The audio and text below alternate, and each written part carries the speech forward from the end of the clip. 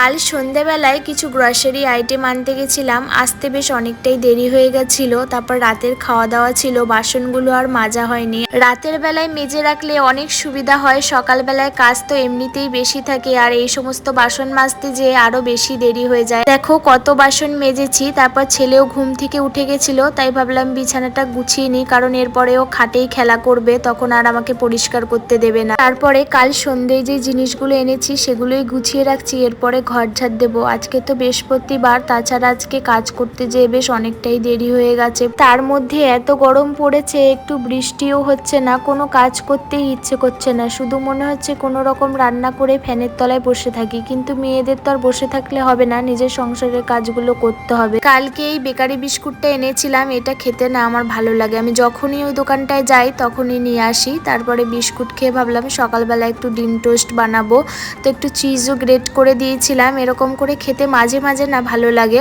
সব সময় তো খাওয়া ভালো না, আর এই গরমের জন্য খেতেও ইচ্ছে করে না। তো চলো আজকে ভিডিওটা এটুকুই থাকলো, তোমাদের সাথে দেখা হবে অন্য ভিডিও।